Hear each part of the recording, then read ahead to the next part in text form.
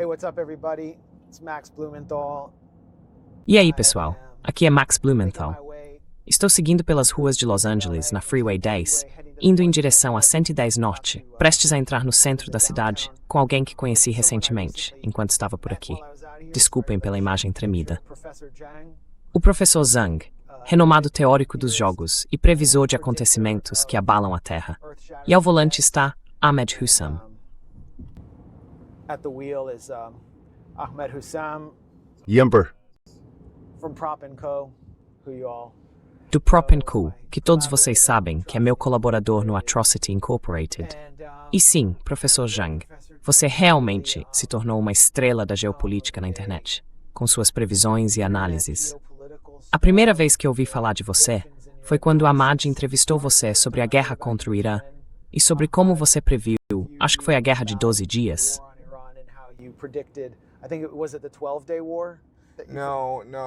Não. Quer dizer, eu previ que os Estados Unidos e o Irã entrariam em guerra e que os Estados Unidos perderiam a guerra, certo? E também previ uma invasão terrestre do Irã. Certo. Até agora, não houve nenhum componente terrestre. Você ainda acha que haverá uma invasão por terra? Por que sim ou por que não?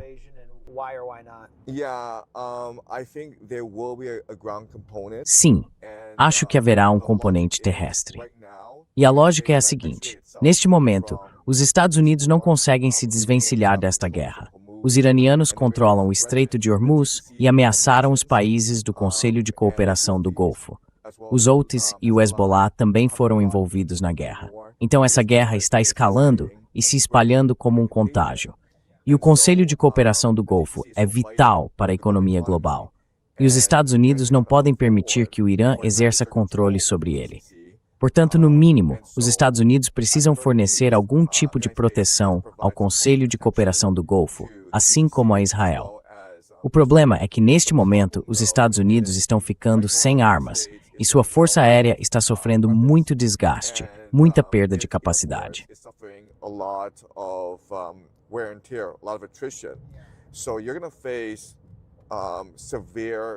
Então, vocês vão enfrentar graves problemas econômicos se continuarem a guerra do jeito que estão fazendo. É impossível continuar conduzindo essa guerra pelo ar. Então, o que precisam fazer é basicamente tentar lutar a guerra por terra. E acho que haverá diferentes etapas nessa ofensiva terrestre. A forma como os americanos gostariam de travar essa guerra seria usando forças por procuração, principalmente os curdos, além dos baluches e talvez até os azeris. Então, o que acredito que já esteja acontecendo é que há forças especiais, equipes especiais da CIA, infiltradas junto a grupos tribais por todo o Irã, tentando fomentar uma revolta. E os iranianos fizeram um excelente trabalho ao identificar esses possíveis grupos de força e atacá-los preventivamente.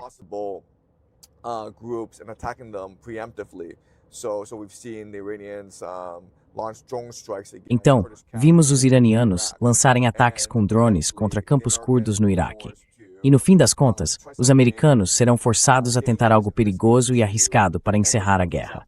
Por exemplo, talvez assumir o controle das ilhas ao redor de Hormuz, incluindo a ilha de Qashm. A ilha de Karg responde por 90% das exportações de petróleo iranianas. Mas os americanos vão querer tentar algo arriscado para ganhar mais poder de negociação contra os iranianos.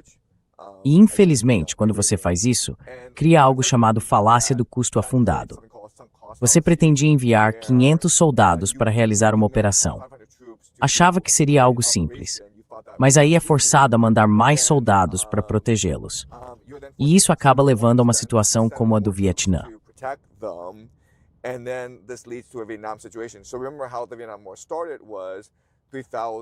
Então lembre-se de como começou a Guerra do Vietnã.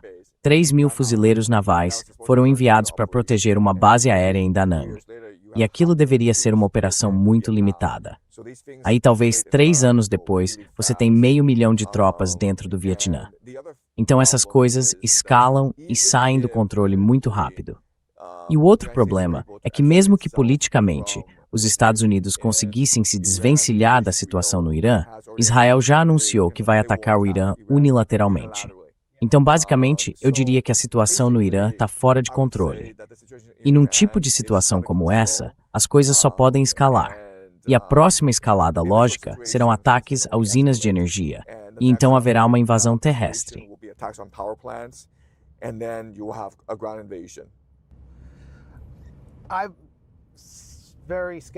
Sou muito cético em relação a uma invasão terrestre, por causa do preço político que qualquer presidente dos Estados Unidos pagaria por algo assim. Quando americanos começarem a voltar em sacos mortuários, com as pernas arrancadas, como inevitavelmente vai acontecer, eles estarão fazendo o jogo do Irã. Vimos o que aconteceu com George W. Bush. A aprovação dele ficou na casa dos 20%. A de Trump já está historicamente baixa, e ele quer evitar esse cenário. O tempo dele também está se esgotando. O de Netanyahu talvez também esteja se esgotando. Então, pode ser que a política interna descarte algo que seja simplesmente completamente inaceitável, do ponto de vista político, para o público americano. E quero dizer, esta também é uma guerra historicamente impopular. Nunca houve um momento em que a guerra fosse popular, como foi a guerra do Iraque, por exemplo.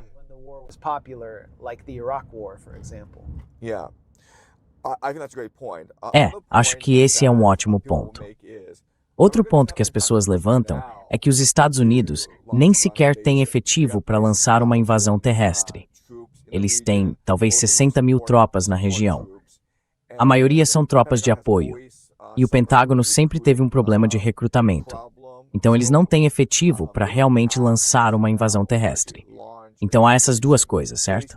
Primeiro, haveria um enorme custo político se houvesse uma invasão terrestre. E, além disso, o Pentágono talvez não tenha os recursos e o efetivo para realmente lançar uma invasão terrestre. O problema é que estamos usando lógica militar.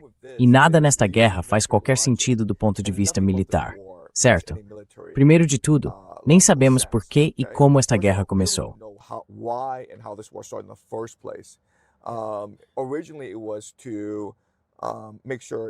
Originalmente, era para garantir que o Irã não tivesse uma arma nuclear. Agora, é para reabrir o Estreito de Hormuz. Mas eles continuam mudando as regras do jogo e inventando novos pretextos para prolongar essa guerra. O que mostra que, para começo de conversa, eles nunca tiveram uma estratégia clara. E as reportagens da imprensa confirmam isso. Esse é o primeiro ponto. O segundo é como Trump tem sido realmente errático durante toda essa guerra. Então, toda semana, ele publica algo dizendo: vou bombardear o Irã até voltar à Idade da Pedra. Aí um dia depois ele vem com: ei, vamos ser amigos, cara. E então, alguns dias depois é tipo: vou matar cada um de vocês. E mais alguns dias depois sabe de uma coisa, eu me rendo.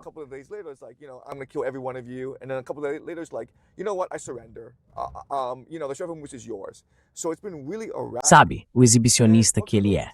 Então, tem sido tudo muito errático. E o que as pessoas não percebem é que isso vai contra o perfil do Trump. Isso foge um pouco do comportamento típico dele, porque Trump se orgulha de ser um homem de negócios. E como homem de negócios, você precisa de credibilidade para negociar. E com o passar do tempo, Trump está perdendo toda a credibilidade. Então, sabe, algumas semanas atrás houve um memorando de entendimento, houve um cessar-fogo, e agora os iranianos basicamente disseram: sabe de uma coisa? Não queremos mais nem negociar com você, porque você não tem absolutamente nenhuma credibilidade. Então, isso é muito incomum. A terceira coisa é que essa guerra está se espalhando muito rapidamente, certo?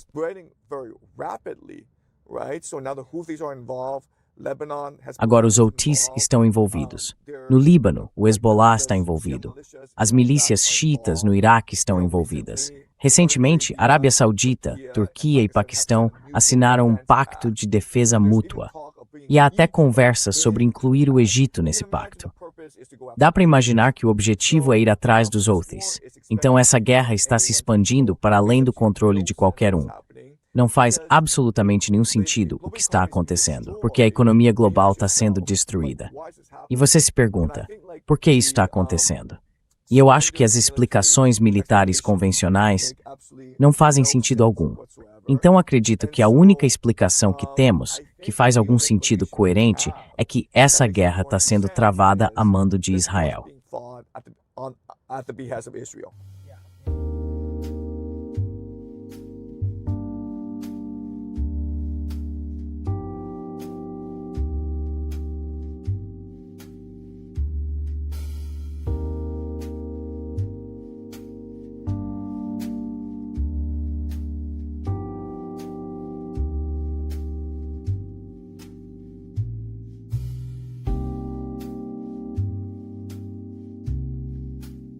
So, Professor Zhang, we're talking about the Então, professor Zhang, estamos falando da guerra contra o Irã, que está custando quantos bilhões de dólares por mês? Eu já perdi a conta, mas está queimando dinheiro. E estamos passando pela Skid Row, no centro de Los Angeles. Você mora em Pequim. Já viu algo assim antes? You live in Beijing. Have you ever seen anything like this before? Nunca havia parecido com isso antes. There are currently 7 deaths. Atualmente, há 7 mortes por semana aqui. Antes, eram 3 mortes por semana. Na verdade, não existe nenhuma política social que esteja oferecendo moradia para pessoas que possam ser dependentes de drogas ou tenham problemas de saúde mental. Quer dizer, dá para ver aqui embaixo. O que aquela grande multidão está fazendo? Aquilo é um abrigo. That's a shelter. Ah, certo. Esse é um dos principais abrigos. Então eles estão esperando comida ou estão esperando abrigo? I don't. Não sei, mas esse é um dos principais abrigos onde você pode tomar banho ou passar a noite e conseguir uma cama. Certo.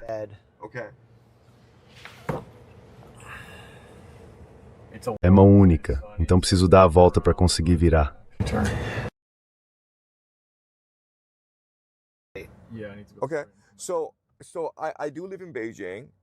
Bem, eu moro em Pequim e já estive em áreas extremamente pobres da China. Eu trabalhava como jornalista e visitei muitos enclaves de imigrantes, cortiços. Também trabalhei como funcionária da ONU no Afeganistão e estive em campos de refugiados. E eu viajo muito. Já estive em favelas brasileiras. Tento conhecer o máximo possível do mundo. E assim, essa Skid Row é bem apocalíptica. É um apocalipse zumbi. E eu também sinto que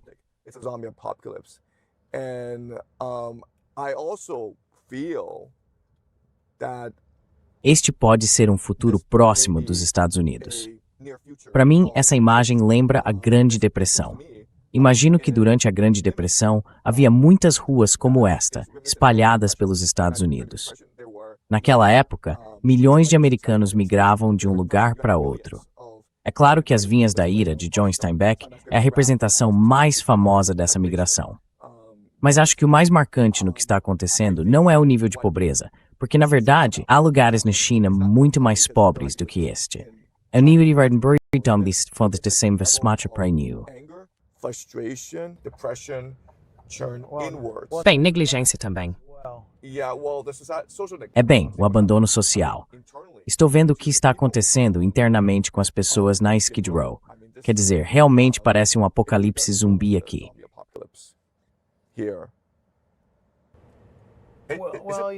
Dá para andar por aqui? Dá, mas a noite nem sempre é uma boa ideia. Certo. Eu fui guiado aqui por um ex-morador de Skid Row, que atende pelo nome de General Dogon. Ele é um militante dos Panteras Negras e está muito envolvido na tentativa de conseguir mais serviços aqui na região e de reabilitar as pessoas. E sabe, foi impressionante. Ele me levou por aqui e conversa com pessoas com quem ninguém mais conversa. Quero dizer, você diria que elas parecem zumbis, mas ele fala com elas e pergunta quais são as necessidades delas. E elas falam sobre suas necessidades. E sabe, ele me dizia que simplesmente não há esperança de elas saírem dessa situação, porque não existe uma política habitacional. Não existe uma política para atendê-las.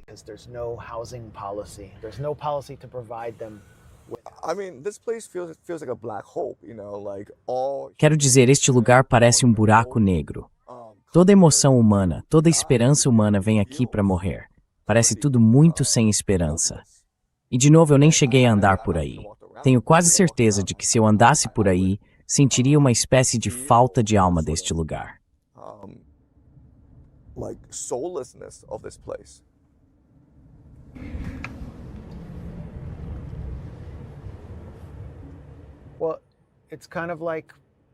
Bem, a esta altura, já é meio clichê dizer que os Estados Unidos têm dinheiro para a guerra, mas não têm para os pobres. E o consenso que está surgindo é, sabe, que essas pessoas não querem ter uma casa, não querem sair das ruas. Então vamos simplesmente abandoná-las e deixá-las morrer. Há todas essas novas leis contra ficar parado em espaços públicos, em que as pessoas vão para a cadeia só por se sentarem no chão. Uma mulher já foi presa mais de 70 vezes por estar no chão. E imagino que também haja lucro em prender pessoas. Há uma forma de transformar tudo isso em lucro. Há todas essas organizações sem fins lucrativos aqui embaixo que arrecadam uma tonelada de dinheiro, mas, obviamente, não conseguem enfrentar o problema de forma real. E você já viu isso no contexto da ajuda internacional.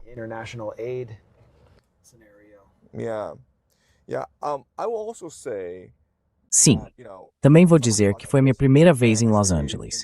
Fiquei em West Hollywood e em Santa Mônica. E a impressão que tive ao ficar nesses hotéis é que é quase como um mundo de ficção científica. Como se estivéssemos 100 anos no futuro e um grupo especial de pessoas tivesse transcendido. Elas têm corpos perfeitos, são geneticamente superiores, livres de doenças, bonitas e vivem nesses complexos exuberantes. E você tem que pensar, quando existe esse nível extremo de riqueza, também vai existir um nível extremo de pobreza. Então, eu também acho que se vão existir esses lugares de riqueza extrema, eles vão se basear nessas montanhas, certo? Nessas cavernas de exploração extrema.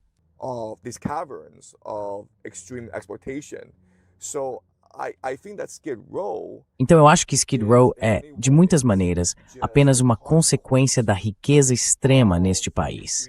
Tipo, se você tem uma classe de bilionários, você vai ter Skid Row. Não tem como evitar isso.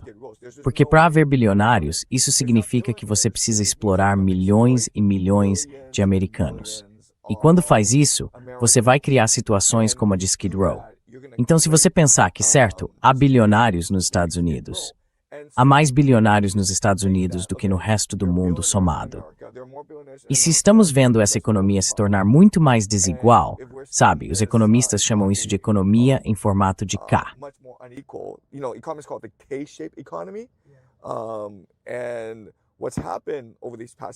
E o que aconteceu ao longo desses últimos anos é que a parte de cima do K se tornou quase parabólica. Então acho que esse é realmente o futuro. Acho que o atual modelo econômico dos Estados Unidos está moralmente falido, esgotado, e lugares como Skid Row, quero dizer, antes de tudo, essa área simplesmente vai se expandir e engolir mais bairros de Los Angeles. Mas acho que nas grandes cidades vocês também terão lugares como este. Porque, ao escolher travar uma guerra sem sentido no exterior, que é a guerra contra o Irã, você também está escolhendo negligenciar os serviços sociais mais básicos que a sociedade americana deveria oferecer à sua população.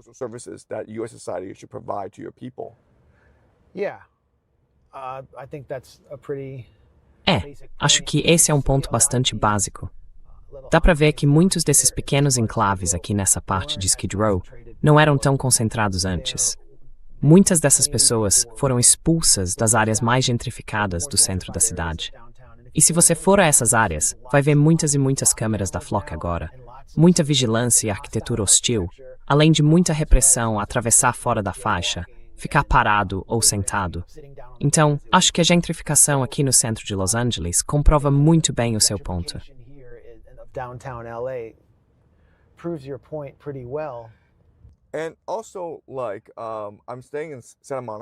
Além disso, estou hospedado em Santa Mônica, que é obviamente uma área de alto padrão. E à noite, talvez por volta das 11 horas, como estou com jet lag, eu saía para caminhar. E quero dizer, há muitos moradores de rua em Santa Mônica. Então, isso está se espalhando. Talvez esses moradores de rua em Santa Mônica sejam como exploradores ou pioneiros, mas vejo a Skid Row se expandindo muito rapidamente por toda a região. E o mais impressionante é que, em vez de dizerem que isso é um problema e que precisamos de políticas para ajudar essas pessoas, as pessoas estão escolhendo enfiar a cabeça na areia e simplesmente fingir que essas pessoas não existem. Nesse caso, bem, essa situação vai se expandir bem rapidamente. A pobreza é um câncer que está se disseminando pelos Estados Unidos.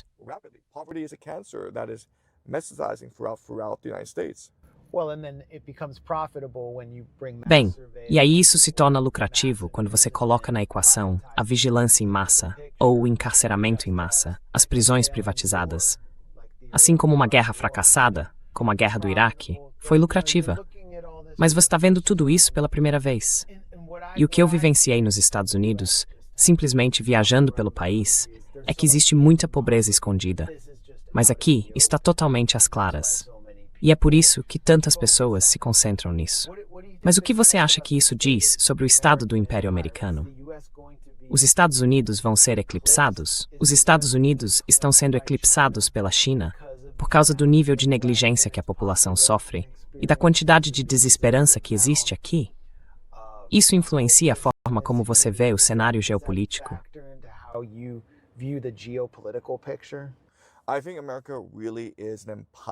Acho que os Estados Unidos realmente são um império em declínio. Eu venho aqui e simplesmente percebo certos sinais de que a sociedade está instável. Primeiro de tudo, os preços nesse país são simplesmente obscenos. Quer dizer, ontem eu fiquei 1 hora andando por aí procurando o lugar mais barato para tomar café da manhã e acabei gastando $17 numa torrada com abacate. E eu pensei, como isso é possível? E enquanto eu andava, tinha, merda de cachorro por toda parte. Eu estava caminhando por esse bairro bonito, com esses prédios impecáveis. No meio da calçada, tinha essa merda de cachorro. Eu desviei dela, e alguns minutos depois percebi que aquilo na verdade não tinha vindo de um cachorro. Provavelmente tinha vindo de um ser humano.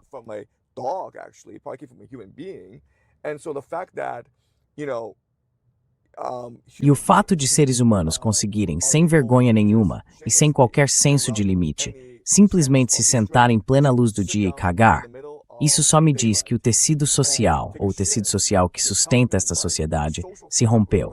E agora, realmente parece um mundo de cada um por si. E eu acho que isso é um câncer, e vai sofrer metástase. E o que é realmente estranho nos impérios em declínio, e todos eles entram em declínio, é que eles tentam externalizar sua turbulência interna.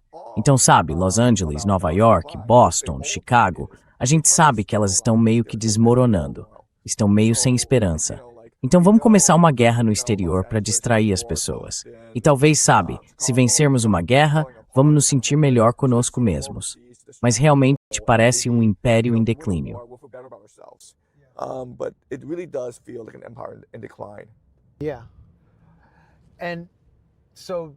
Sim. Então a China é a maior ameaça à hegemonia global dos Estados Unidos e à doutrina Wolfowitz de não permitir que surja nenhum concorrente quase equivalente. A China surgiu. Você prevê uma guerra dos Estados Unidos contra a China? Ou os Estados Unidos usando seus aliados regionais, seus representantes indiretos ou o Quad para travar uma guerra contra a China nos próximos anos?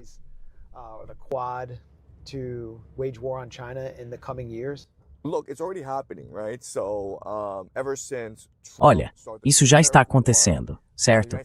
Desde que Trump começou a guerra tarifária, os Estados Unidos têm buscado, têm explorado muitas opções diferentes para conter a ascensão da China. Neste momento, os Estados Unidos estão incentivando a remilitarização do Japão, e o Japão está formando alianças com a Índia, as Filipinas e a Austrália. No Mar do Sul da China, a guarda costeira das Filipinas tem entrado em conflito com a guarda costeira chinesa. E pessoas morreram nesses conflitos. E podemos esperar que essas coisas simplesmente se intensifiquem nos próximos anos. Então talvez os Estados Unidos e a China possam chegar a algum tipo de grande acordo em que concordem com uma distensão. Mas é uma manobra enganosa.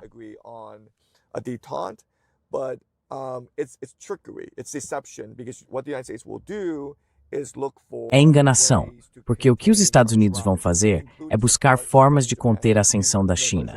Isso inclui apoiar a remilitarização do Japão, facilitar o Quad, embargar o comércio chinês e atacar aliados chineses, como o Irã e a Rússia, tentando fragmentar essa aliança. Então há muitas formas de o império conter a ascensão da China. Mas acho que a ideia de que a China vai instituir os Estados Unidos é meio ingênua e equivocada. Acho que não vamos vendo um império em declínio. Estamos vendo uma civilização small.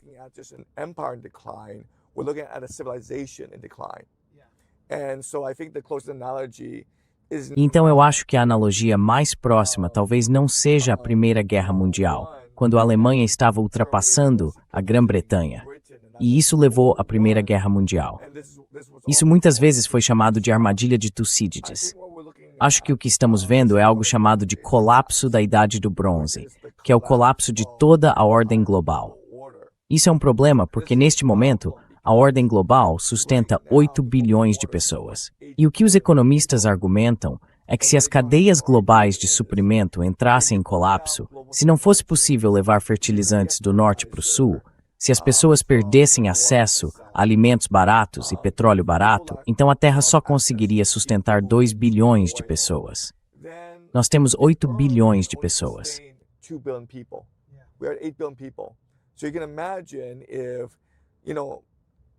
Então você pode imaginar que se houver redução populacional, vai haver caos no mundo todo.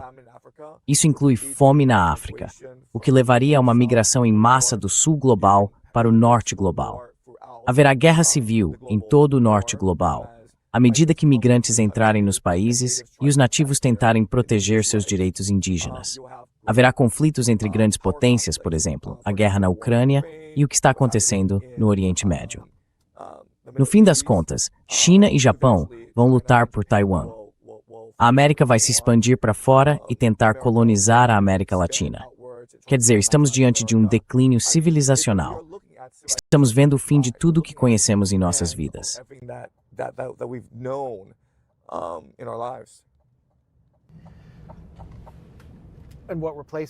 E o que substitui isso nos Estados Unidos, por exemplo?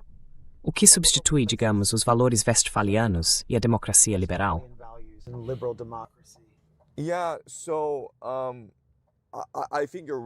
Então acho que você tem razão quando diz que o neoliberalismo e, assim, o liberalismo em geral estão mortos. É uma ideologia em declínio e que, na prática, só é seguida em cidades litorâneas de elite, como Nova York, São Francisco e Los Angeles. Mas a maioria se afastou do neoliberalismo e do liberalismo, dessa ideia de meritocracia. E acho que à medida que essa ideologia declina e surgem problemas econômicos nos Estados Unidos, fica muito difícil, neste ponto, que os Estados Unidos evitem uma guerra civil. Acho que essas cidades vão enfrentar revoltas internas e diferentes facções vão lutar entre si.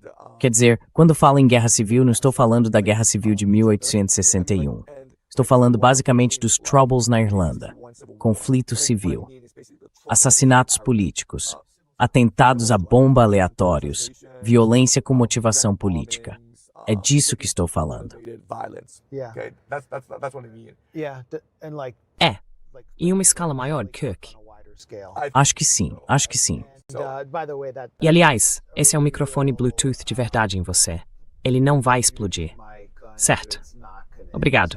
Obrigado, eu estava preocupado com isso. Não sei se o nosso público estava começando a se preocupar com você. Mas sim, isso está acontecendo. Obviamente, há muito medo disso dentro do governo Trump. Tipo, sabe, depois de Luigi Mangione haverá muitos mais. Haverá muitos outros como ele. Sim. Pessoas agindo sozinhas, frustradas e, sabe, indignadas com o que estou vendo pela janela.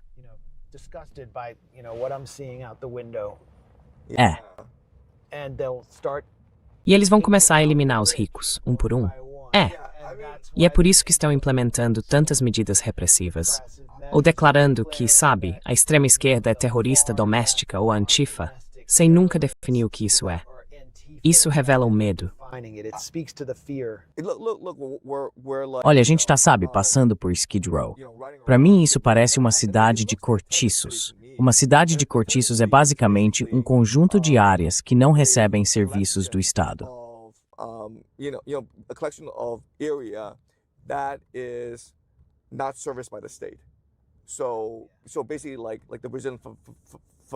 Então, basicamente, como as favelas brasileiras ou os cortiços de imigrantes, certo? Essas pessoas foram abandonadas pela sociedade. O governo nem reconhece que elas existem e não sente nenhuma responsabilidade de fornecer eletricidade, água ou comida para elas. E eu acho que esse é o futuro dos Estados Unidos. Comunidades fechadas de riqueza extrema. E as pessoas que vivem nessas comunidades são baby boomers, pessoas na casa dos 80, 90 anos, que estão essencialmente senis, e são cuidadas por um exército de enfermeiros, cuja única função é garantir que vivam mais um dia, embora, na verdade, não haja nenhum sentido na existência delas.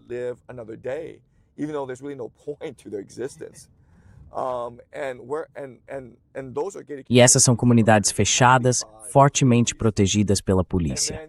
E todo o resto vai ser assim, essas cidades de cortiços, onde não se pagam impostos, e por isso o Estado não se sente obrigado a fornecer nem os serviços básicos. E as pessoas são simplesmente forçadas a se virar sozinhas. São forçadas a criar suas próprias redes de água, o que basicamente significa coletar água da chuva e talvez filtrá-la um pouco. Criar sua própria eletricidade. Isso é muito parecido com as favelas brasileiras e as cidades de imigrantes chineses.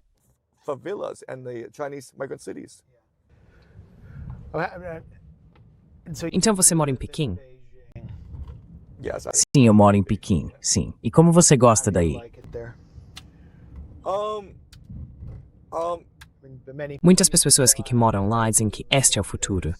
Então, This is the future.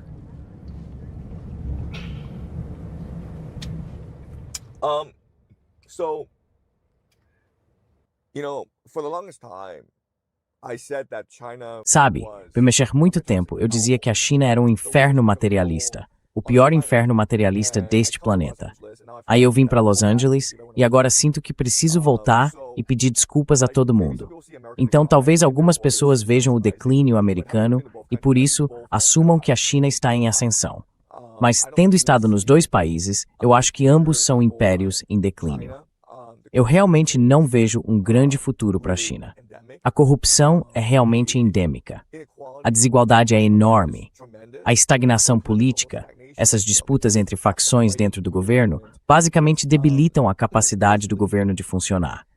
É por isso que, embora nos últimos 2 anos tenham acontecido grandes eventos globais, a China tem sido muito passiva ao responder a esses eventos globais. China has been very passive in responding to these global events. Yeah. So Então, antes de entrarmos em Skid Row, você levantou a questão de por que a guerra contra o Irã aconteceu. E, aliás, esse é um evento sobre o qual muita gente... Sabe, eu vi muito debate sobre se a China deveria ter respondido com mais força. Será que eles realmente querem deixar os Estados Unidos e Israel entrarem no centro da Eurásia? Parece que eles forneceram algum apoio. Mas, voltando à questão de por que isso aconteceu, você disse que foi uma guerra por Israel. Eu concordaria com isso.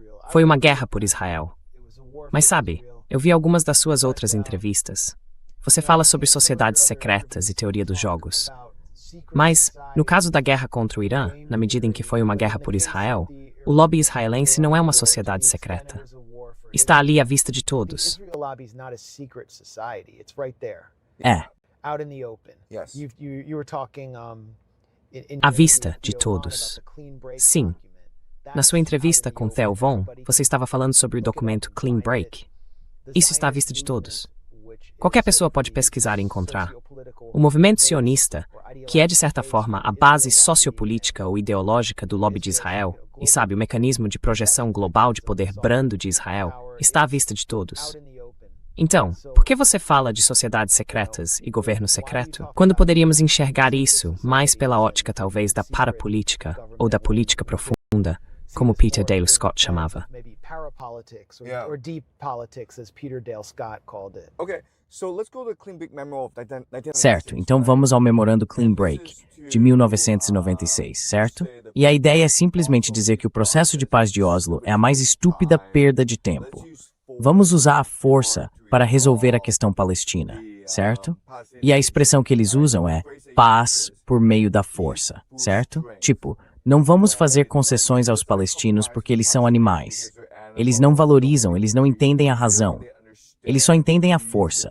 Então, sabe, a gente bate neles sem piedade para fazê-los nos respeitar. E então a paz virá por meio da nossa força.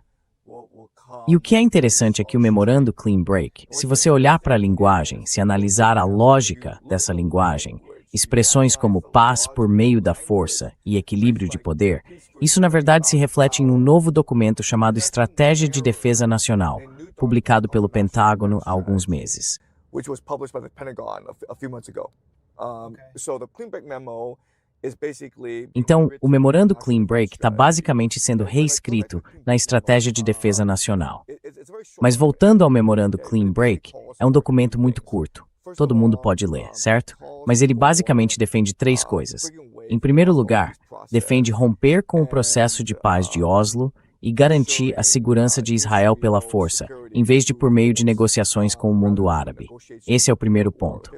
O segundo é que Israel se torne a potência regional, criando um equilíbrio de poder, basicamente desestabilizando os regimes ao seu redor, incluindo a Síria. Então, ele defende trabalhar com a Turquia e a Jordânia para desestabilizar a Síria.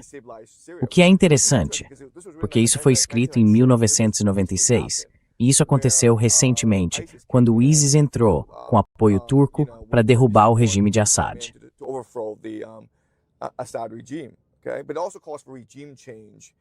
Mas também pede uma mudança de regime no Iraque, como parte desse equilíbrio de poder.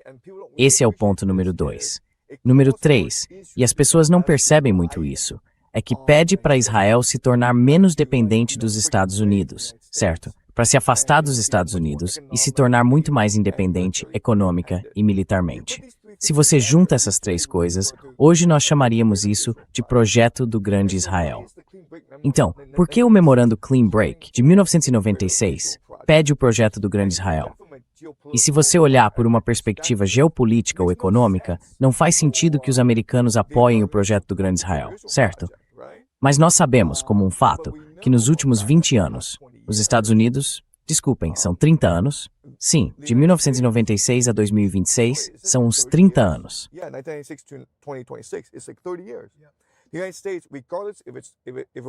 Os Estados Unidos, independentemente de ser um governo democrata ou republicano, vem fazendo tudo o que podem para promover o projeto do Grande Israel, certo?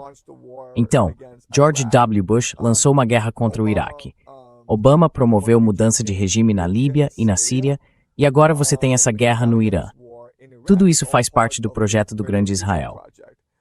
E se você pensar nos interesses americanos, isso não faz sentido, certo?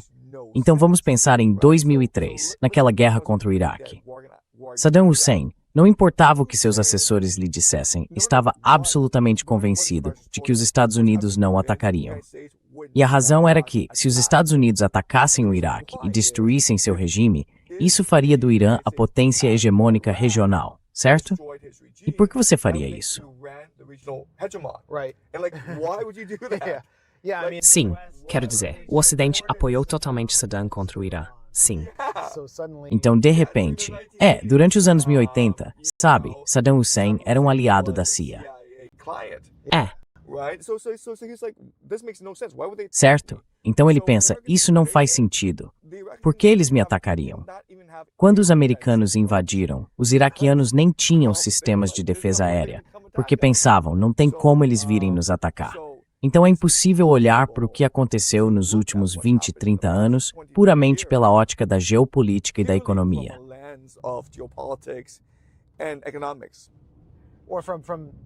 Ou simplesmente pelo bom senso, cara. Pela noção de que os estados têm interesses e vão buscar seus interesses nacionais, porque o que estamos vendo agora é irracional.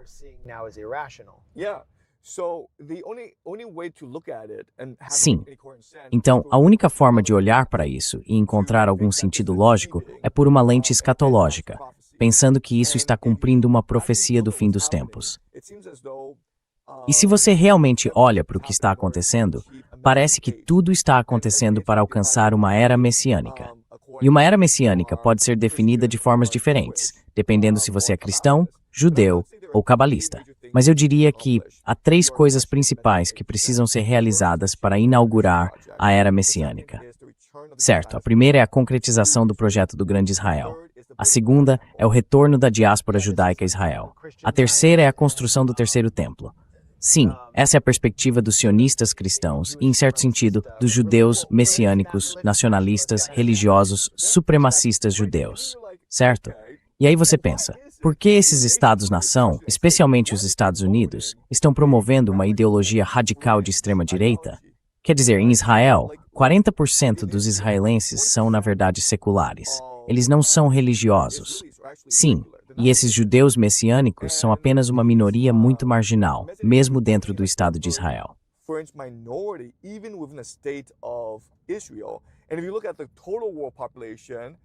E se você olha para a população mundial total, eles não são nada, certo? Então você pergunta, o que está acontecendo aqui? E eu tenho pensado muito nisso. E a única explicação que tenho é que, de alguma forma, existem sociedades secretas que assumiram o controle dos Estados-nação. E são elas que promovem essa escatologia específica. E vem fazendo isso nos últimos 30 anos. E eu acredito que seja uma coalizão ou aliança de diferentes sociecretas e diferentes grupos religiosos. E eu diria que entre esses grupos estão os maçons, assim como um grupo chamado Chabad Lubavitch.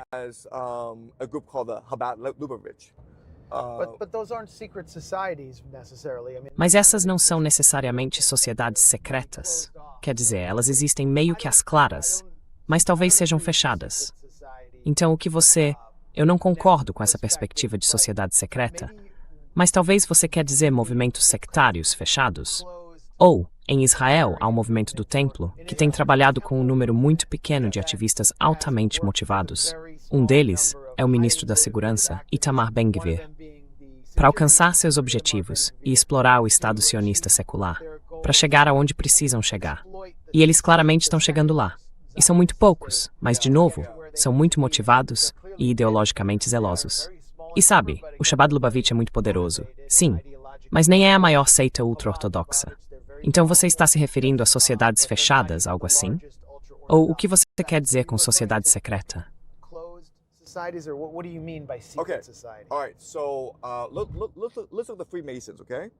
Certo.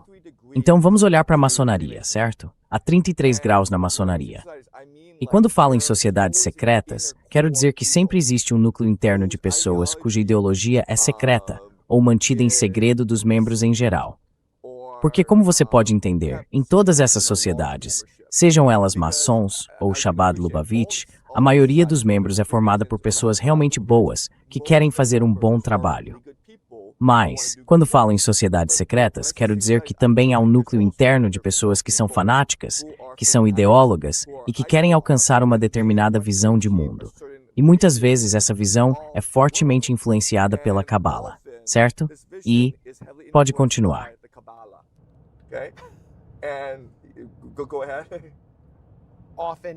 Muitas vezes, no caso de todas as sociedades secretas, ou então, quero dizer, o Chabad acredita em certa numerologia cabalística. Sim, sim. Mas eles não são a sociedade secreta mais importante. Eles atuam em certos setores.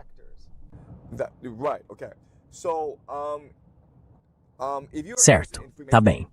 Então, se você tem interesse na maçonaria, eu recomendaria 2 autores. O primeiro é Albert Pike, considerado o grande arquiteto da maçonaria americana. Ele escreveu um livro chamado Moral e Dogma. E o outro é Manly P. Hall. E se você os ler, especialmente Albert Pike, ele apresenta os 33 graus da maçonaria e explica o que acontece em cada grau. Fica claro que à medida que você avança, a Cabala se torna a ideologia central dos graus mais altos da maçonaria. Se você está nos graus mais baixos, aprende sobre Pitágoras, aprende sobre os egípcios, Ísis e Osíris. Você pratica os rituais deles, pratica os mitos deles.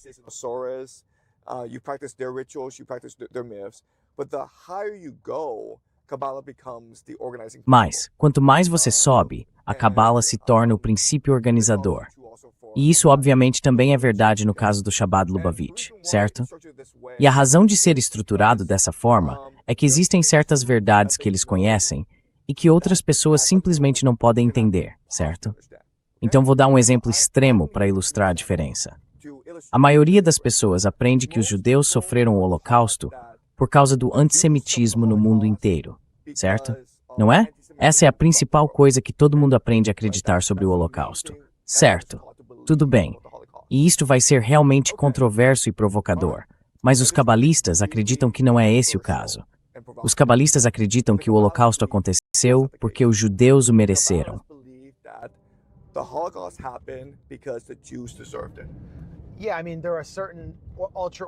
Sim, quero dizer, há certas seitas ultra-ortodoxas que acreditam que os judeus estavam sendo punidos por terem se afastado de Deus. E alguns deles, sabe? Exatamente. Houve até casos em que eles comemoraram. E sabe, ouvimos líderes sionistas cristãos comemorarem, por exemplo, o furacão Katrina. Diziam que as pessoas de Nova Orleans viviam nesse bordel e que Deus as estava punindo.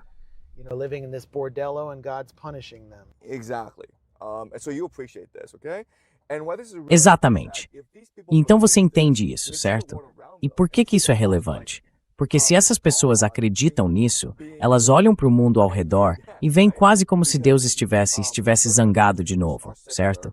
Porque 1/3 dos judeus americanos é secular. Sabe, eles praticam o judaísmo reformista. Tel Aviv é a cidade mais gay do mundo e eles se orgulham disso. Então, se você é um cabalista que pratica uma forma muito extrema de ortodoxia, sente que algo precisa ser feito para impedir que outro holocausto aconteça, certo? E sente que precisa agir para salvar o povo judeu. Quero dizer, você acha que essa é uma conclusão justa? I mean, do you think that's a fair conclusion? I'm a little bit lost on why that relates to the Kabbalah. Estou um pouco perdido sobre por que isso se relaciona com a Cabala. Mas vamos fazer uma pausa por um segundo. Então estamos de volta. Fizemos uma pequena pausa. Estamos de volta com o professor Zhang. Estávamos falando sobre sociedades secretas. Acho que parte da discussão sobre sociedades secretas pode ser reducionista e deixa de lado o que está bem diante dos nossos olhos, como eu disse antes. Mas há sociedades secretas que eu já abordei e que não mais tão secretas assim, como o grupo Bilderberg. Eles sempre mantiveram em segredo as listas de membros, até que de certa forma receberam exposição demais. Eles mantinham em segredo o local das reuniões. They kept the meeting location secret. I found out that they were meeting at the Mandarin Oriental. Descobri que eles estavam se reunindo no Hotel Mandarin Oriental, em Washington, que agora mudou de nome, e eu tentei simplesmente entrar lá correndo, para expor o que aconteceria se um jornalista tentasse entrar. E a segurança executiva caiu em cima de mim, do nada. E sabe, quem estava nessa sociedade secreta? Mark Rutte estava bem ali fora, e hoje ele é o secretário-geral da OTAN. Peter Thiel estava lá dentro. Alex Karp estava lá dentro. Os chefes de todas as agências de inteligência dos 5 olhos estavam lá. Naquela época, eles estavam planejando a guerra na Ucrânia. Então são figuras importantes que atuam abertamente, mas estavam ali em caráter confidencial.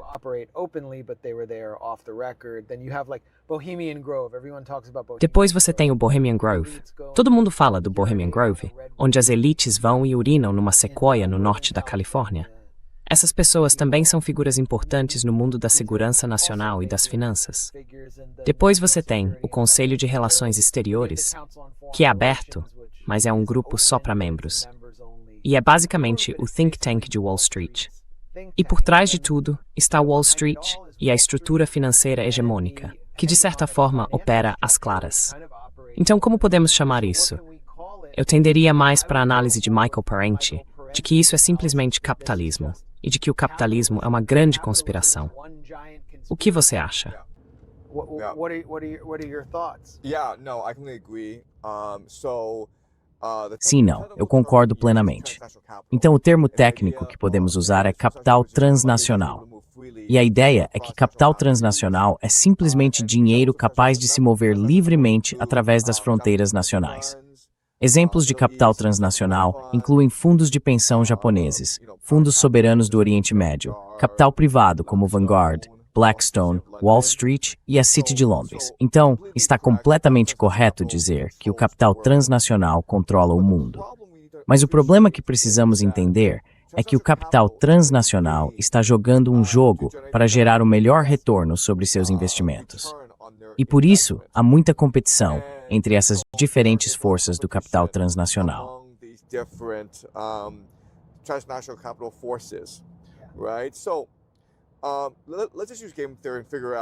Então, vamos usar a teoria dos jogos e descobrir. Se você é um capitalista transnacional, como pode garantir da melhor forma que vai vencer esse jogo contra outros capitalistas transnacionais? E se você quer vencer qualquer jogo, a melhor maneira de vencer é trapacear. E por trapacear, quero dizer coordenar-se secretamente com outras pessoas para manipular o mercado a seu favor. Há 3 coisas que você precisa controlar para ter sucesso nesse jogo. A primeira é o acesso à informação. Você precisa ter mais informação do que as outras pessoas. Por exemplo, os Rothschild. Por que os Rothschild tiveram tanto sucesso como banqueiros? Porque tinham uma rede de agentes espalhados por toda a Europa. Então, por exemplo, eles saberiam os resultados de certas batalhas. a Batalha de Waterloo, em 1815, certo? Então a Grã-Bretanha venceu aquela batalha, e o agente deles transmitiu a mensagem por meio de uma corveta rápida. Aí os Rothschild souberam do resultado. Mas o mensageiro levou 3 dias para chegar ao público britânico. E durante esses 3 dias houve pânico em massa, e os Rothschild puderam se beneficiar. Esse é apenas um exemplo de os Rothschild se beneficiarem do acesso a fontes de informação melhores. Então, informação. Hoje, você vê isso com as negociações com informações privilegiadas em torno da guerra com o Irã. Certo. E também tem Donald Trump dizendo, se vocês me pagarem uma certa quantia em dinheiro, eu vou dar acesso rápido aos meus tweets. As minhas postagens no Truth Social. É claro, quer dizer, isso é corrupção escancarada. Mas a informação é fundamental. Esse é o ponto número 1. O número 2 é a infiltração. A forma de obter informação é conseguir se infiltrar em centros poderosos de tomada de decisão. É conseguir colocar agentes dentro da OTAN, dentro do Departamento do Tesouro. Infiltração. A terceira coisa é se você é capaz de coordenar seus diferentes agentes para criar uma ação que beneficie especificamente você. Por exemplo, se você consegue calcular o momento de um colapso no mercado de ações. Alguém como John Paulson, que é gestor de um fundo de hedge, ganhou 20 bilhões de dólares com a crise do subprime de 2008, certo? E ele teve sorte? Ou tinha mais informação do que os outros e foi capaz de infiltrar seus agentes em órgãos poderosos e provocar um colapso que o beneficiasse? Só podemos especular, certo? Mas o que estou dizendo é que, segundo a teoria dos jogos, se você tem essas 3 coisas, informação, infiltração e coordenação, você se sai melhor do que os outros. E como você cria informação, infiltração e coordenação? Por meio de sociedades secretas, certo? Então, essa é a lógica das sociedades secretas. Não seriam apenas redes de elites, do tipo que vimos expostas nos e-mails e arquivos de Epstein? É, isso mesmo. Ótimo. Então, redes, claro. Mas a pergunta para você é, como criar coesão, confiança e sigilo entre essas redes, certo? Quero dizer sim. Isso certamente se aplica a algo como o Instituto Jurídico Aleph, dentro do Shabbat, que ajuda a obter perdões para pessoas bem relacionadas e que fazem doações ao Shabbat. E foi assim com muitas das pessoas que Trump perdoou, inclusive o pai de Jared Kushner. E sim, eles são muito coesos. É isso mesmo, porque o que fazem é ilegal. Eles são basicamente uma rede jurídica semi-secreta. Isso mesmo. Ilegal, certo? Então você precisa de sigilo, precisa de confiança e precisa de coesão. É. E é isso que as sociedades secretas fazem. Sim, certo. Outra questão que tenho com essa estrutura é que ela é meio que uma grande pílula negra. É tão opaca que torna difícil para o cidadão comum, com senso crítico, identificar o problema e começar a se organizar contra ele, ou a reivindicar seus próprios direitos diante disso. Porque é algo opaco, e está por trás de uma cortina, e é tão onipotente que não há nada. Como é que você, quer dizer, com essa estrutura para entender o poder ou o jogo, você está promovendo a falta de esperança?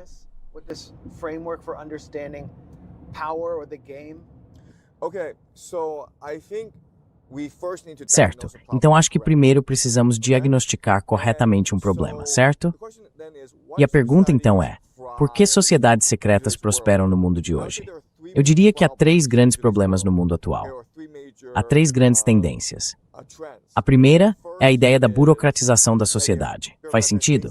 É difícil fazer as coisas acontecerem com burocracias enormes, porque tudo fica isolado em setores, compartimentado. Então, você tem sociedades secretas capazes de atuar entre diferentes departamentos. Fica mais fácil fazer as coisas acontecerem, certo?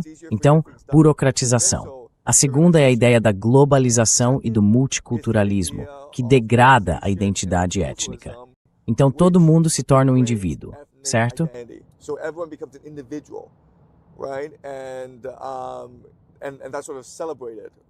E isso é, de certa forma, celebrado.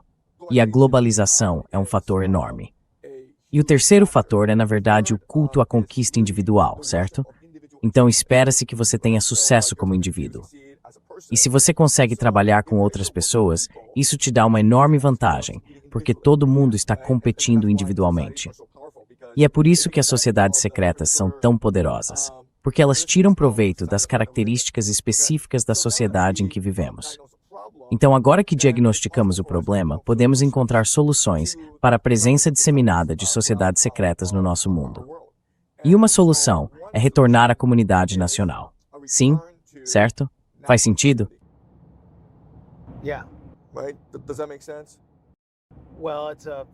Bem, é uma frase muito vaga. Retornar à comunidade nacional pode significar qualquer coisa. Quer dizer, você está falando de nacionalismo, tipo...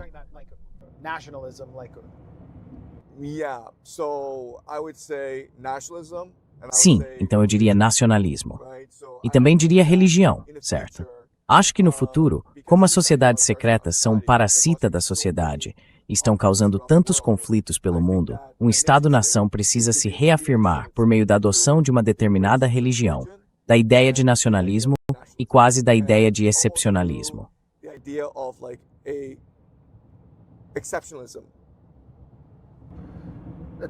Parece que você está descrevendo Israel.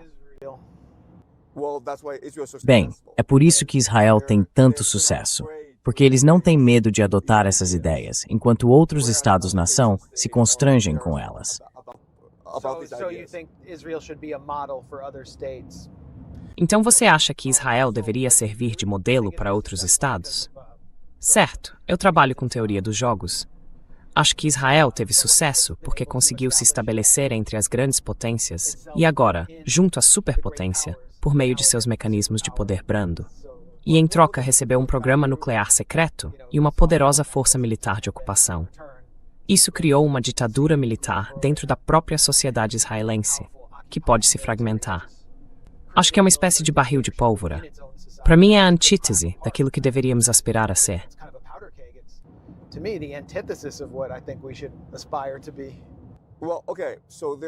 Bem, certo. Então há um contra-argumento, que é o seguinte: o que você diz é verdade, mas também é verdade que Israel é o único país desenvolvido do mundo em que mulheres ricas e bem instruídas escolhem ter mais de 2 filhos.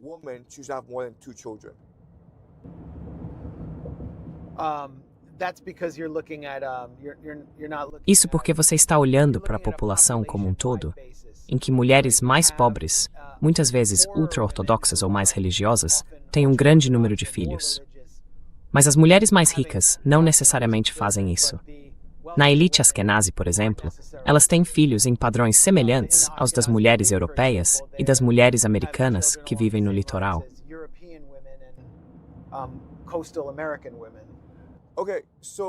Certo, podemos discutir isso, mas é fato que Israel é o estado que se envolvido no mundo com uma taxa de fecundidade acima do nível de reposição.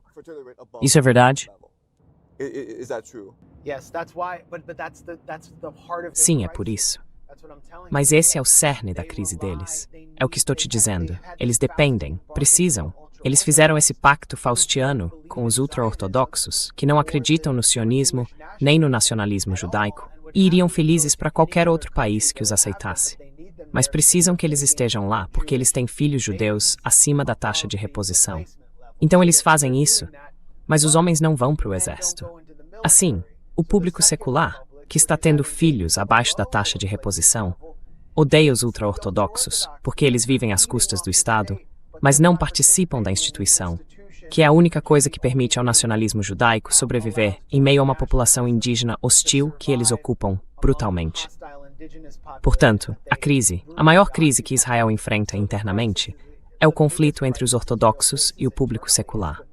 Concordo completamente. Eu mantenho a população para disparar bebês judeus como canhões de camisetas.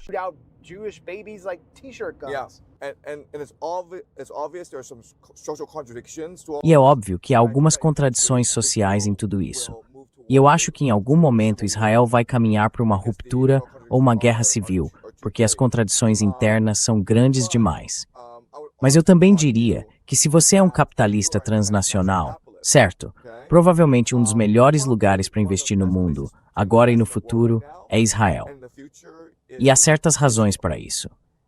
Então, digamos que eu tenho $1 milhão. Posso colocar meu dinheiro no mercado de ações e fico satisfeito. Mas digamos que eu tenho $1 trilhão. Nesse caso, minhas opções de investimento são muito limitadas e eu preciso pensar em um lugar onde haja potencial de crescimento. Think of a place in which there's growth potential. I don't put my money in the United States because everything is overpriced. Eu não coloco meu dinheiro nos Estados Unidos porque tudo está superfaturado. A sociedade está em declínio. Parece que todo mundo está exausto do império.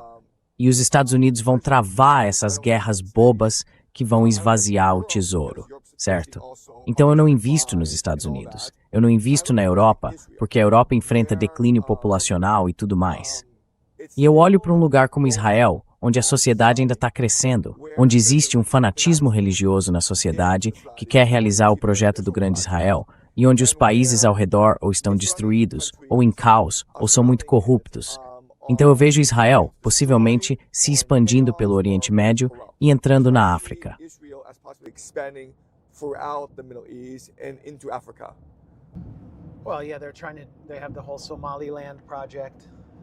Bem, sim, eles têm todo o projeto da Somalilândia.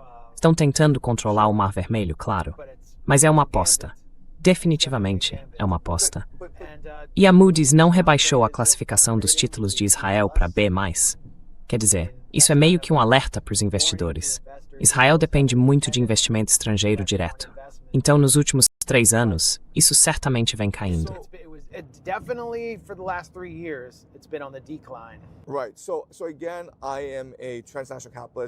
Certo. Então, mais uma vez, eu sou um capitalista transnacional com trilhões de dólares, certo? E faço parte de uma sociedade secreta que quer garantir o máximo de lucro, certo? E penso comigo mesmo, em que lugar do mundo posso fazer um investimento e obter retornos enormes? Há certos lugares pelo mundo. Eu diria que um deles talvez seja a Argentina. Outro é Israel. E ao acompanharmos as notícias, parece que o sionismo está penetrando tanto no Oriente Médio quanto na Argentina. Então você se pergunta, isso é coincidência?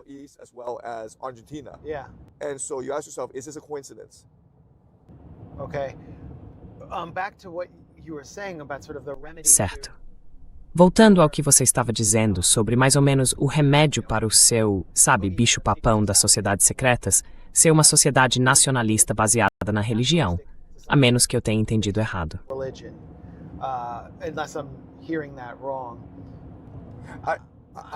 Acho que uma sociedade resistente às sociedades secretas é a do Japão, se isso faz sentido.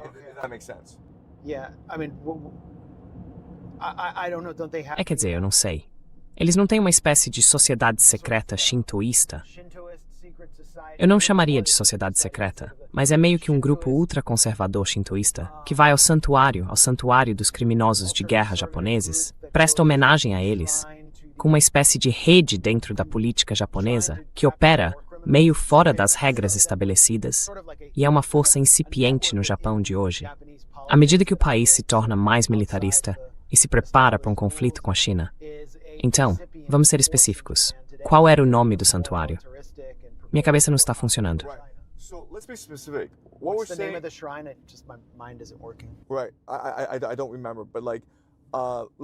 Certo, eu não me lembro, mas vamos ser específicos. Sociedades secretas sempre vão fazer parte da vida. Sociedades secretas alinhadas ao capital transnacional são um problema, porque são uma força parasitária, certo?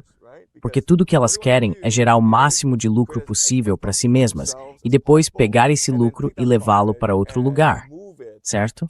Então elas estão drenando a energia e a riqueza da nossa comunidade. E isso é um problema, certo?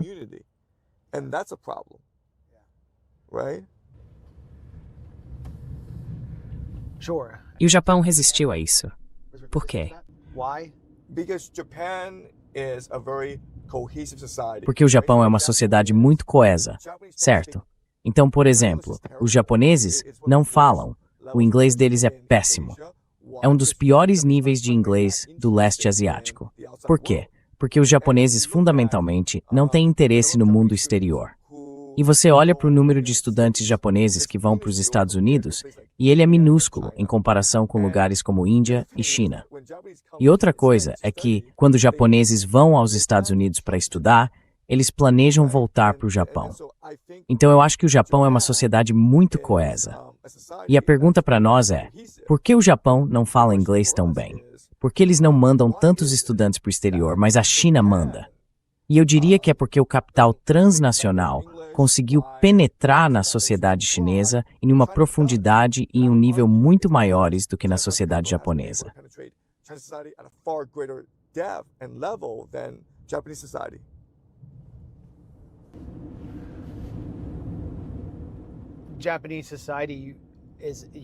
A sociedade japonesa é, digamos, menos capitalista do que a China.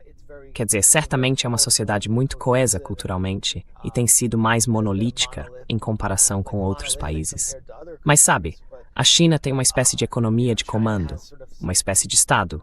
Quer dizer, a crítica mais severa seria chamá-la de capitalismo gerido pelo Estado, ou socialismo de mercado, que é como eu a descreveria.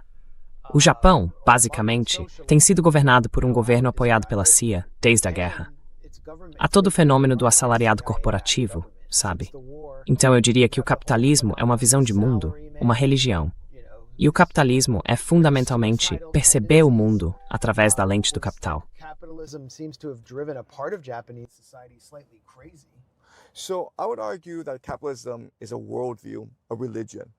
And capitalism is fundamentally about perceiving the world through the lens of capital, right? So to understand human relations through Então, entender as relações humanas por meio do capital.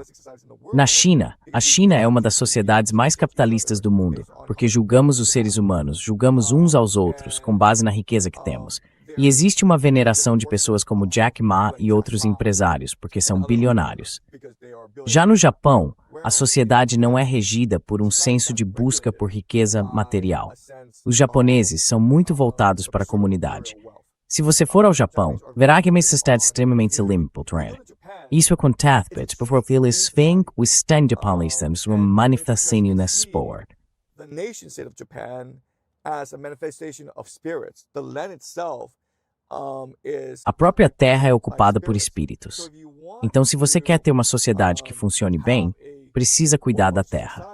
Mas a China é o oposto, porque a China é uma das nações dominantes na extração de minerais de terras raras. Por quê? Porque os chineses não se importam com o meio ambiente. Não se importam. A quantidade de poluição que a extração de minerais de terras raras gera é simplesmente devastadora para o país. Os japoneses jamais fariam isso. Os americanos jamais fariam isso. Os africanos talvez fizessem isso. Os indianos talvez fizessem isso. Os chineses talvez fizessem isso. the Africans might do it, the Indians might do it, the Chinese might do it. Parece que você talvez vá se mudar para o Japão. If the Há de surgir a oportunidade. yes. Eu nunca estive no Japão nem na China, então é difícil, Osmin. They're night and day. São completamente diferentes. Se você vai ao Japão e vivencia o Japão, basta imaginar o oposto completo do Japão e você chega à China. Se você vai à China e imagina o oposto da China, você chega ao Japão. The opposite of China is you get Japan. Eles sempre deixam de fora certos fatores, como o fato de que o Japão colonizou todos os seus vizinhos, colonizando a Coreia, as Filipinas, a China e a Manchúria, de forma cruel e brutal. O massacre de Nanquim, o roubo das riquezas. E então o Japão passou por essa experiência traumática durante a guerra. Depois, os Estados Unidos despejaram ajuda no Japão, enquanto a China era extremamente pobre. E coube realmente a Mao tirar a China do campesinato rural e transformá-la em uma potência mais industrializada. Depois, Deng Xiaoping fez seu grande acordo com o Ocidente e estabeleceu o setor de exportação. E sabe, foram necessárias décadas e décadas para a China sequer chegar ao ponto em que está agora. Enquanto isso, o Japão já tinha sido uma potência naval colonial, favorecida pelo Ocidente, e continua sendo favorecida. Então é difícil deixar isso fora da análise quando se comparam esses dois países. Okay, so you're absolutely right. Certo. Então você tem toda a razão. Tudo isso está factualmente correto. Mas eu quero fazer uma microanálise da estrutura da sociedade chinesa. E é o Santuário Yasukuni, eu acho, que eu estava, certo, das sociedades chinesa e japonesa, ok? Então, o Japão tem 3 características principais que definiram sua cultura, sua política e sua economia. A primeira é que o Japão tem pouquíssimos recursos. Portanto, depende de outros lugares para obter recursos. Portanto, não teve escolha a não ser se envolver em colonização. E antes disso, se envolveu em pirataria. Os japoneses eram piratas notórios em todo o Sudeste Asiático. Esse é o número 1, falta de recursos. Número 2, o Japão é propenso a desastres naturais, incluindo terremotos e tufões. Então, o Japão é uma sociedade muito instável. E isso forçou o povo japonês a ser resiliente, coeso e flexível, certo?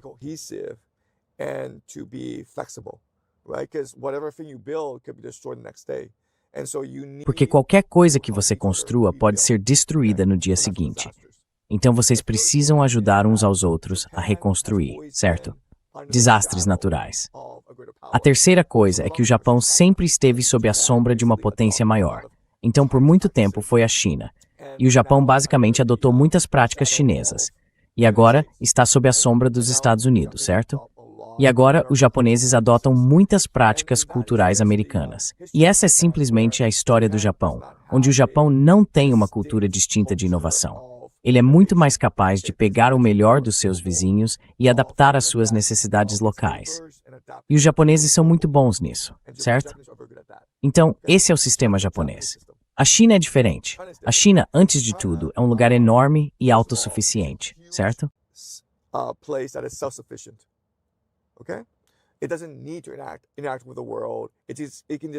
Ela não precisa interagir com o mundo. Pode simplesmente se manter dentro das próprias fronteiras. Sim. O segundo ponto é que ela é protegida por fronteiras naturais, que incluem o deserto ao norte, o Himalaia a oeste, o Mar do Sul da China a leste e as montanhas ao sul. Então é quase impossível invadir a China. E a terceira coisa sobre a China é que ela é, antes de tudo, uma nação agrícola.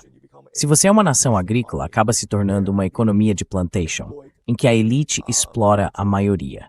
Então, embora a China pareça vasta, na verdade é uma nação bastante fraca, porque é uma nação muito estagnada.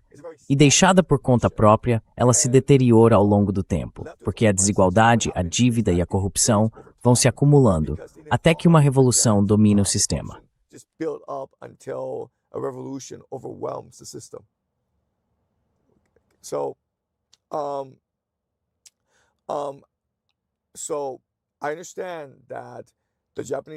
Então, eu entendo que os japoneses cometeram muitas atrocidades, especialmente contra os povos do Sudeste Asiático. Também entendo que a Revolução Chinesa foi extraordinária para as pessoas comuns da China. Antes de 1949, 1/4 de todos os chineses era dependente de ópio, e apenas 1/4 dos chineses sabia ler e escrever. Depois de 10 anos da Revolução Social, não havia dependentes de ópio, e quase todos sabiam ler e escrever. Então, a realização do Partido Comunista Chinês é simplesmente extraordinária. Mas temos que lembrar que, no grande esquema das coisas, o Partido Comunista Chinês é apenas mais uma dinastia que chega ao poder e enfrenta muitas das desigualdades que dilaceravam o país, principalmente, basicamente, a falta de terras e as dívidas, certo? E nos primeiros 50 anos, a dinastia é ótima.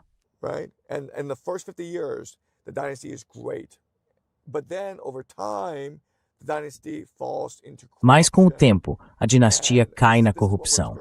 E é isso que estamos vivenciando agora na China. O Partido Comunista, nos primeiros 50 anos, fez muitas coisas grandiosas, mas agora o sistema se tornou ossificado, a burocracia ficou estagnada e há muita desigualdade e corrupção. E não está nada claro como o sistema vai lidar com essa corrupção e essa desigualdade. Houve muitas tentativas, como expurgos, investigações e repressões, mas a corrupção só piorou cada vez mais ao longo do tempo. E eu entendo que o Japão cometeu muitas atrocidades contra o Sudeste Asiático. Os povos do Sudeste Asiático têm memórias muito traumáticas da ocupação japonesa. Mas, no grande esquema das coisas, os japoneses são um povo extremamente resiliente, enérgico e coeso. E, como resultado, tendem a ser dominantes ao longo do tempo. and as a result, they tend to be dominant over time. Well, Professor Zhang, we had Bem, professor Zhang, nós tivemos uma conversa, um encontro casual aqui, e eu queria ouvir suas opiniões e trocar ideias com você. Foi realmente interessante, mesmo que, sabe, não compartilhemos necessariamente a mesma análise ou visão de mundo. Acho que todos que assistiram a isto vão achar interessante, e mal posso esperar para ver a reação.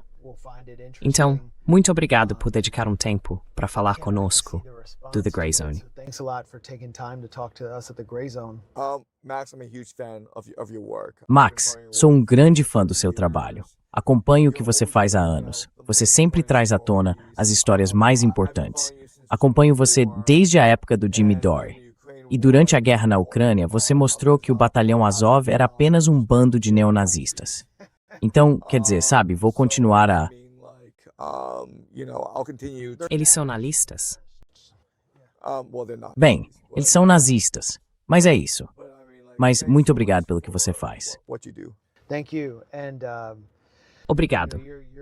E você sabe, é evidente que você está alcançando muita gente.